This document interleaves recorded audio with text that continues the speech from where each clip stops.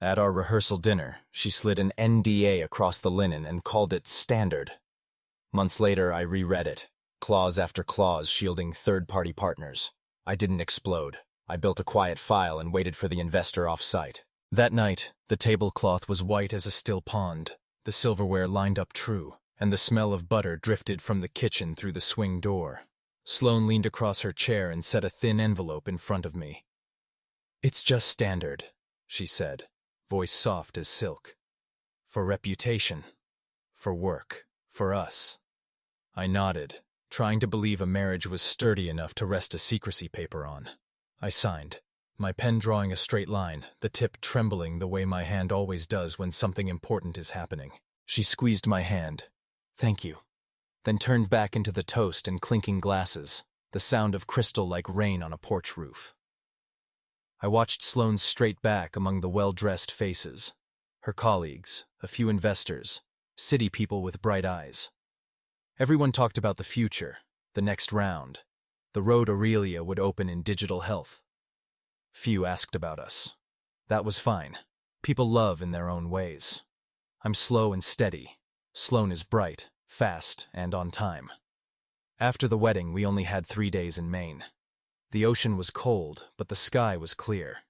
On the last morning, Sloane took a call, hand over the mic, eyes far away. "Please don't be mad. I have to fly back for a meeting." I smiled. Work is work. Driving home, I bought a cheap bouquet. That night I made chowder, set out 2 bowls, then put one away. The burner clicked off, the living room went dim, and the wall clock knocked out slow, long beats. If anyone asked, I'd say married life wasn't bad. We lived in a small place near the Charles. I left early for the hospital, where I consult on process, work that calls for an even pulse. Waiting, counting, tightening bolts more than flaring feelings. I usually got home an hour or 2 before Sloane. I changed, lit the stove, chopped an onion, let stock roll, and then took the flame down, the same way I reminded myself, go slow. The shoebox on the top shelf got heavier in spirit more than weight. I wasn't eager to fill it. Each thing I put in was small.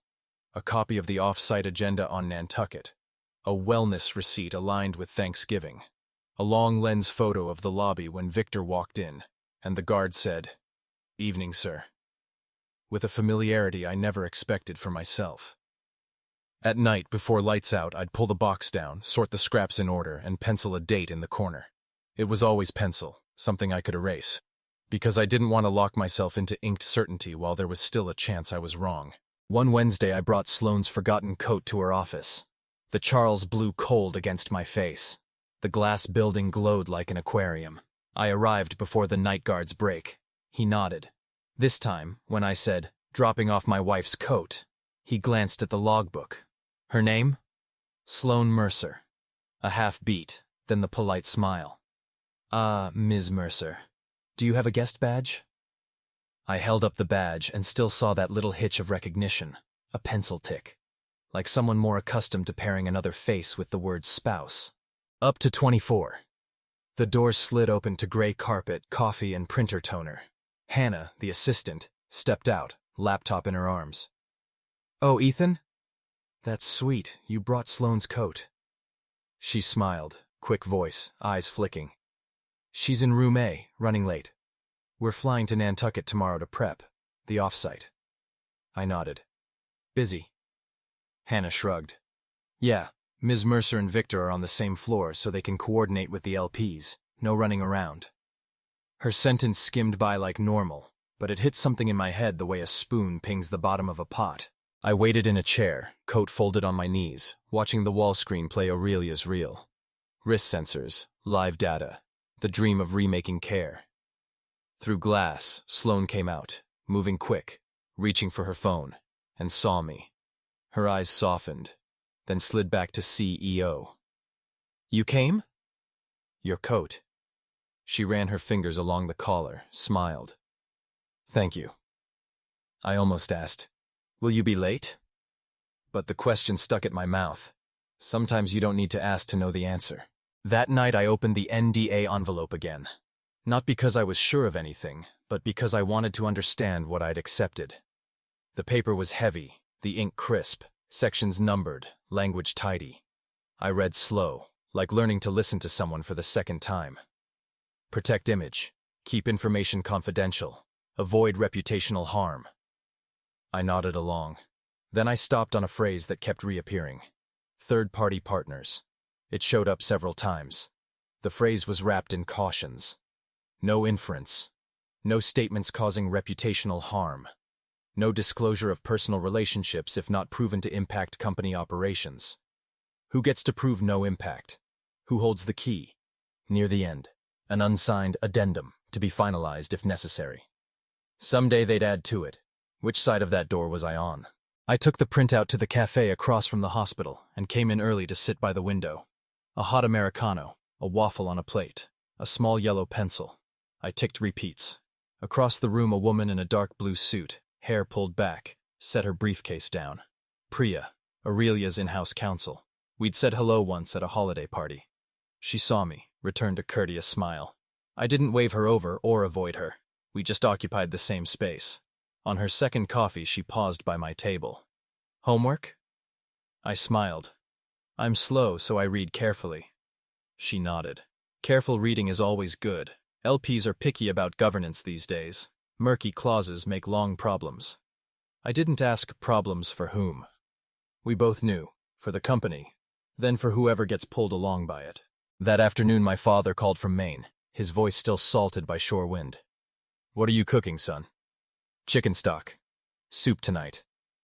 Good. If you're still cooking your own dinner, you've still got a rhythm for hearing yourself.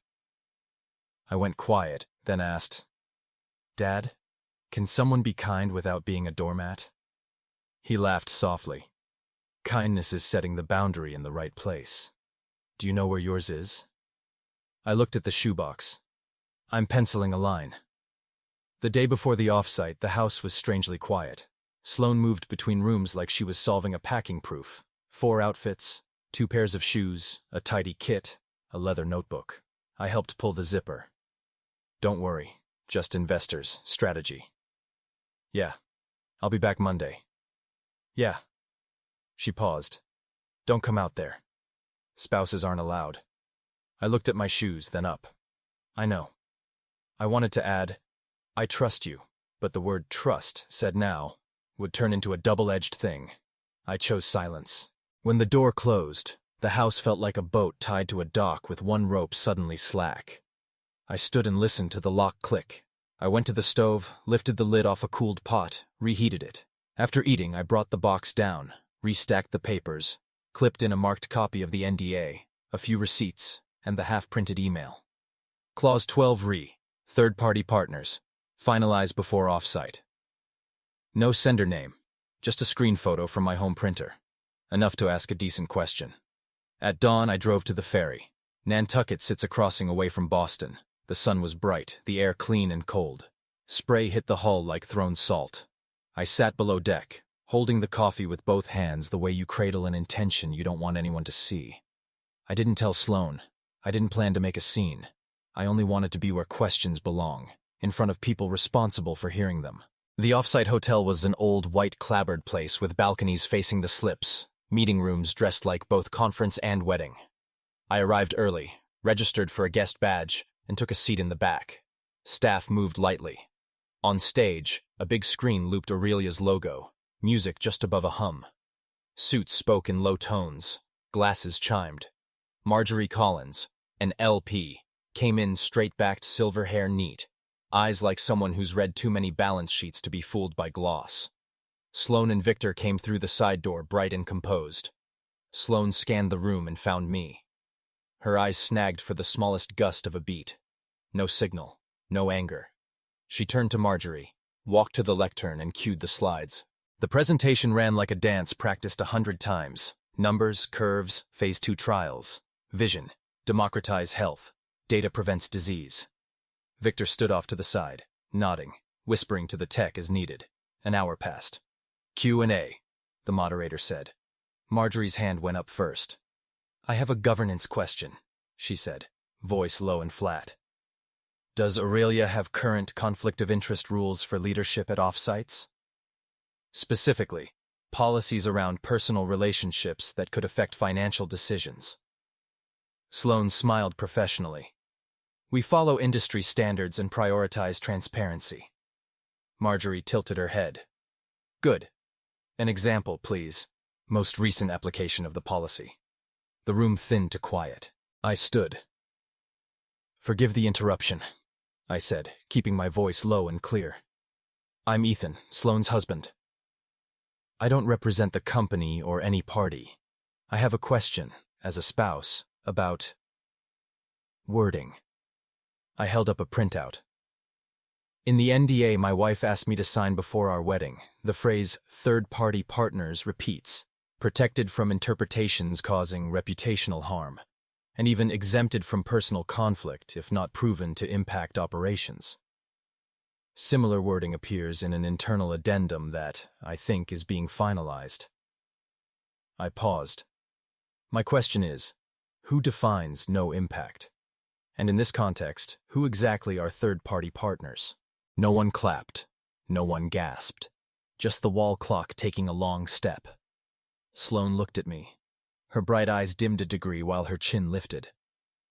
Ethan, she said, this isn't appropriate. I nodded. I know. You can answer at the principal level. Marjorie tilted her head again. I'd also like to know. We are the ones bearing risk. I didn't look at Sloane for the next sentence. I looked at the text. I'm not accusing anyone about their private life. I'm saying if a clause lets personal relationships live in a fog, it's a pattern, not an exception. And if the pattern has been used for years as a template, I raised another copy. Then we're past personal ethics. We're in governance design. Third row, Priya had her pen up. Victor shifted his weight. Sloane said, Aurelia does not accept any conflict that harms the company. I nodded. Good. Then I asked the board to review every wellness expense booked during offsites, especially dates overlapping leadership's personal schedules, review room block placements on shared floors, review Clause 12 before it's signed. I set receipts on the table, a screen grab, the marked NDA. I didn't push them toward anyone. I left them where people could choose to look or not. Marjorie said, 10-minute recess. She nodded at the board and at Priya. They moved to a side room. The large room felt suddenly like a playground after the kids ran off. I sat, folded my hands, kept my heart even. Sloane stared at the screen, then at me. She stepped off the riser. What do you want? Gentle voice, not shaken. A real boundary, I said. For our marriage and your company. The meeting resumed after 40 minutes, not 10. Priya spoke first. At LP request, we'll open an independent governance review covering conflict clauses, off-site policies, and related addenda. During the review, the CEO will step back from management to ensure objectivity. The room held its breath. Sloane's face didn't change. She nodded like an athlete hearing a foul. Victor looked at his shoes. Marjorie said, We support Aurelia's product. How we get there matters as much as getting there. Thank you for your candor. Sloane didn't take the same ferry back. I bought a paper sack of pastries for my father in Maine, a small ritual whenever I make it to the island. The sun dropped too slowly across the water. I sat on a bench with the warm bag in my hands. My phone buzzed. Sloane. You humiliated me. I typed slow. I tried to avoid that by talking about words, not people. If the words protect everyone but the spouse, where does our marriage stand? The 3 dots came, then died. No reply. The review took weeks. I didn't see the whole report, only the trade press blurbs. Aurelia suspends CEO during conflict of interest review. Expense and policy overhaul. NDA language revised to protect no personal relationships under the cover of no impact. Inside the house, the air felt like a glass case. Sloane spoke little. She slept later and rose earlier. I brewed coffee and set it by her laptop without comment. When she left, her shoulders looked lighter in triumph's weight but heavier in consequences. One night she came home late, slipped her shoes off in the entry like always, and stood there a long time. I poured tea. She leaned on the counter and looked at the shoebox. What did you keep in there? Just small pieces. You're always like that, gathering sun specks into noon. She exhaled. I thought marriage could be managed like a company. Clauses, exceptions, targets, an exit lane. I didn't jab. You're smart and disciplined. But someone else's heart isn't a KPI. She held my eyes, brilliance dimmer, still dry. If I apologize, is it too late? Apologies are always right, but they aren't shortcuts. I swallowed the rest. They aren't support tickets you can close. The findings weren't blasted to the world, but enough leaked. Some wellness charges miscoded, off-site floors arranged with favored proximity. The Clause 12 addendum dropped. Company NDAs rewritten so no personal relationships are protected under any no-impact phrasing. LPs insisted that any CEO exit package exclude this year's bonus and unvested options. Part of the severance would fund an employee hardship program. Victor was out immediately. No long farewell memo. After a private board session, Sloan chose to step down. Step down. What a gentle phrase for a hard fall. The night before it went public, we sat in the kitchen with our cups. I want a postnup, I said. Fair and mutual. No third-party partners. She looked like I'd spoken in a new alphabet. You still want to do that? However this ends, the boundaries should be clear. Two people can still respect each other. She leaned back and closed her eyes. You're not out for revenge. I know. Revenge makes people alike at their worst. We went to the lawyer's office on a gray morning. Private counsel, not Priya. The new agreement was short. No third parties, no fog, just numbers and neat separation. I signed in blue. She signed in black. When the pen lifted, she let out a breath, tiny, like someone putting a heavy suitcase on a scale and deciding to leave some things behind. We didn't have lunch together. On the drive home, I called my father. I think I set my boundary. He said, good. Now make soup, eat it hot, and sleep. A week later, Sloan announced her exit. The note was short, no blame, no fireworks. In an internal letter, she underlined lessons on the boundary between private life and governance, and policies that must not bend for convenience. I read it, neither glad nor angry. That night she texted, I'm sorry I built a system that turned our marriage into an appendix. I wrote back, I'm sorry I signed without reading closely. My part is learning to see the small print. We lived apart 2 months. My place was a rental in Cambridge, looking over old red roofs. I brought little, books, a few pencils, a Dutch oven, a small radio. At night I still cooked, chowder sometimes bean soup. I hung my mother's wall clock. It kept the same slow, long beats. Some days I didn't think of Sloan. Some nights the wind spiraled off the river, and I missed a narrow pair of shoulders braced under spreadsheets and expectations. At the Saturday market, Hannah spotted me with a bag of oranges. You doing okay? I am. She hesitated. What you did at the off-site took courage. I shook my head. Mostly patience. She smiled. I learned one thing from all of it. Vague clauses meant to protect end up hiding the people who need protection. Who? People with less power, inside and outside. She waved and left. I watched her go and thought about younger folks, learning to write clearer rules, hopefully kinder ones. Another evening my phone lit with Sloane's name. She didn't ask if it was a good time. I'm taking a consulting role, she said. Smaller, less power. I added one line to the contract. Never again any clause about third-party partners. I think I understand now. I stayed quiet. And, if you're willing, we can file an uncontested divorce. I want your peace. I need to learn mine. Okay, I said. The thank you didn't need saying. Sometimes quiet is a thank you. On the day in court, it rained. A small room, a judge reading, a few questions. We signed more pages. When it was done, Sloan opened her bag, took out her wedding ring, and set it in my palm. I don't know where to keep this. I closed my hand, then opened it, and put the ring back into hers. You keep it. It's your story, too. She nodded. We said goodbye like two people who'd crossed a narrow bridge without trying to shove the other into the water. That night at home, I took the shoebox down. I lifted the lid and looked at the scraps that had done their work.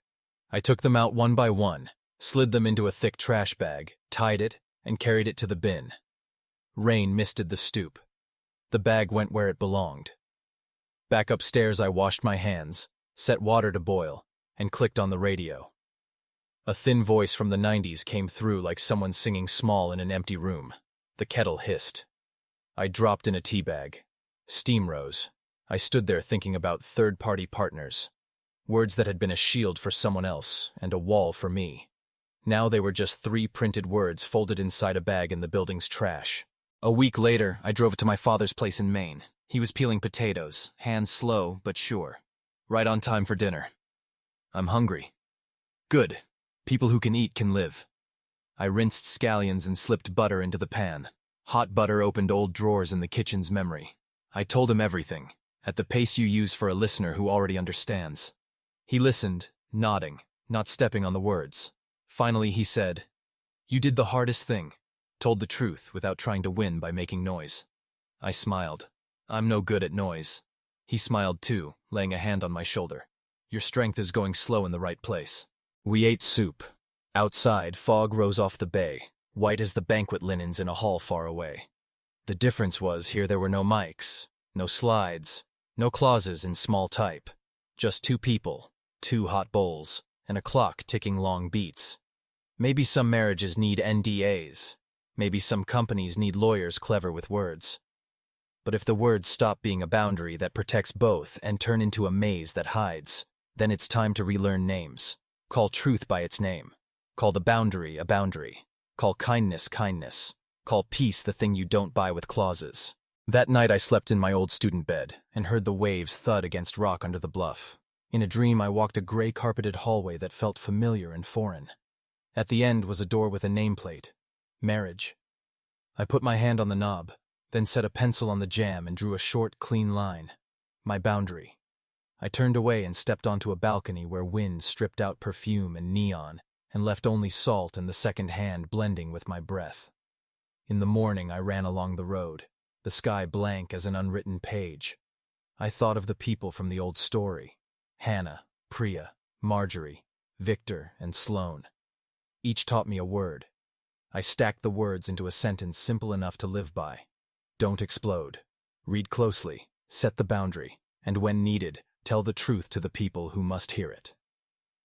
I smiled, picked up my pace, and felt my knees click. A very human sound. Back at the house, my father poured coffee. Plan today? Drive to Boston, clean the kitchen, do laundry, and maybe write a short version of all this. Not to blame, just to remind myself of the 3 words I was afraid to read. Third-party partners. He nodded. Write it. Then keep it in a drawer, not a shoebox. Drawers are for what you keep. Shoeboxes are for what you forget. I hugged him, breathing in the dish soap on his old sweater. In the car, I saw a man in the mirror, 45, ordinary, who'd learned one small skill, staying calm not to endure, but to see. The highway to Boston was long, but no longer heavy. I turned on the radio. A brief news voice. Aurelia adopts new conflict of interest rules. Employee hardship fund seated with a portion of the former CEO's exit package. I switched it off. That was enough. Some stories, once they reach where they should, don't need to be retold by other mouths.